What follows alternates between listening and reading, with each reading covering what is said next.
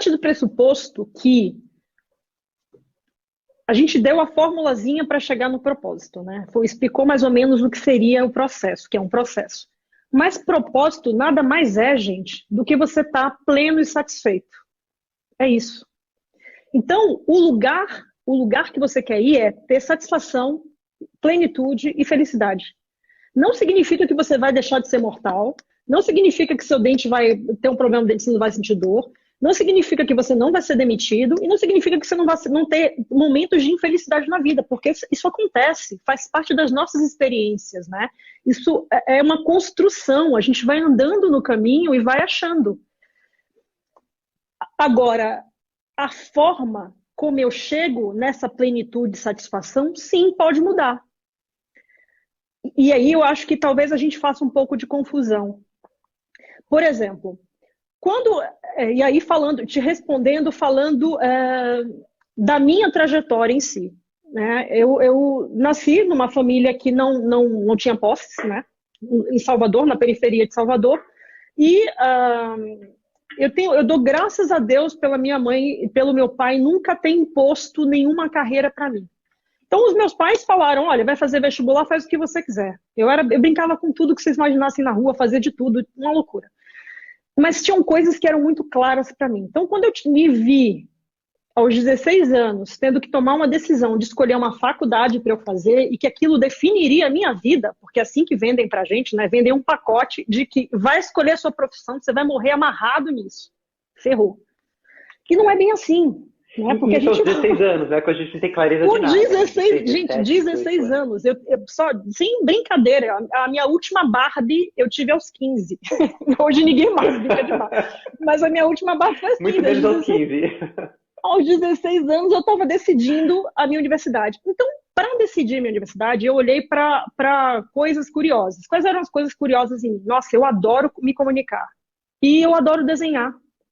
Então, eu procurei fazer cursos que tinham a ver com desenho e com comunicação. E aí eu ri, ainda brinca, porque no dia que a gente estava ensaiando a live, ele até falou, mais uma coisa que a gente tem em comum.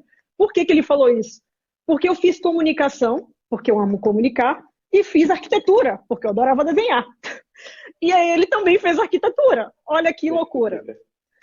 Então, eu fui fazendo comunicação e arquitetura, sendo que o meu sonho maior, assim, era, nossa, eu preciso ser arquiteta, né? Porque comunicação, ok, mas arquiteta é que é profissão. Então, na minha cabeça, o meu propósito naquele momento era ser arquiteta. E, na realidade, não era a via que eu tinha que escolher para ficar bem satisfeita naquele momento dali em diante. O que aconteceu? Eu odiei arquitetura. E aí fui fazendo comunicação. E fui amando comunicação. E no meio do caminho, eu descobri que eu queria sim comunicação, era comunicação, mas eu não me via trabalhando numa agência de publicidade, que eu precisava entrar numa empresa. Então eu comecei a pensar em como é que eu fazia para entrar nas empresas. E eu ia para tudo quanto era processo seletivo, eu me inscrevi em tudo. E nisso eu digo que eu tenho sorte, ou talvez não tive tantas cascas naquela altura, que me permitiram ousar e dizer, nossa, eu não gosto disso, eu não fico. Chegou um determinado momento da minha carreira que eu ouvi algumas pessoas dizendo, mas você está mudando muito. Gente, eu não sou obrigada a ficar casada com empresa, nem com chefe, que eu não gosto, não vou fazer isso comigo, eu me amo demais. E quando a gente passa essa linha e tenta se adequar a coisas que não são para você, aí a gente tem sofrimento. E aí, Graça, até puxando um pouquinho a pergunta do Alexandre aqui, né? Quando a empresa muda motivada pelo negócio e sai do seu propósito, o que fazer? Eu acho que tem muito a ver com o que você está falando aí, né? A gente entender se aquele lugar é o lugar para a gente ou não, né? Exato. E, Xande, tem uma coisa que é importantíssima você observar. Eu trabalhei durante muito tempo num lugar onde eu era extremamente feliz.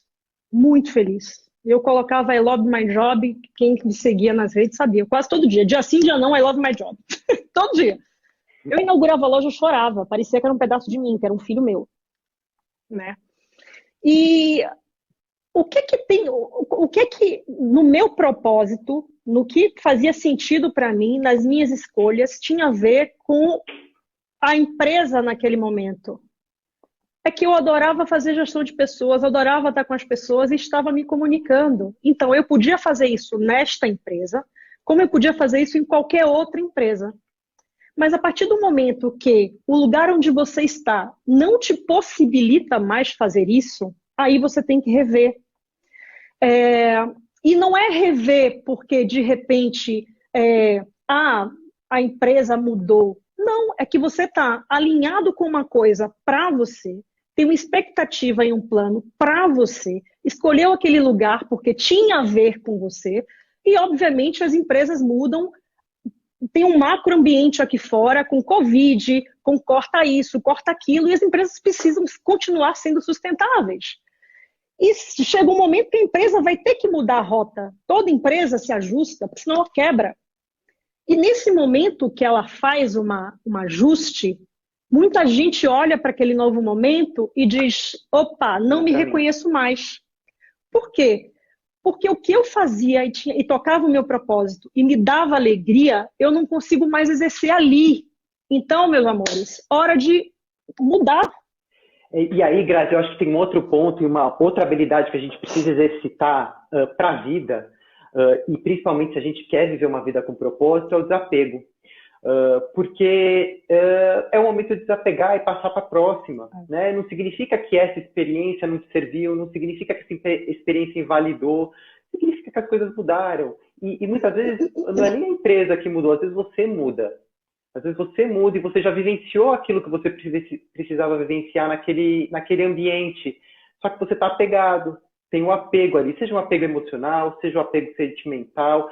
Eu passei por isso em empresas que eu gostava muito de trabalhar, eu tinha um vínculo afetivo ali, mas aquilo já, para mim, já não trazia mais nenhum benefício e não alimentava mais o meu propósito. O propósito, e aí até acho que, complementando o que você falou da pergunta do Léo lá atrás, eu não sei se o propósito muda. O que muda muitas vezes é a forma da gente viver esse propósito. Exatamente. Né? Aqui eu e a Graça, a gente tem isso em comum. Né? Uma coisa que a gente gosta muito é de desenvolver as pessoas, de ajudar as pessoas a crescerem. Isso dá, para mim, me dá muita alegria. Né? Uma das coisas que eu mais gostava de fazer era quando eu trabalhava com o meu time e eu via eles brilhando, eu via eles entregando coisas diferentes. Eu via o meu resultado através do resultado deles. Então, isso me dava muita alegria.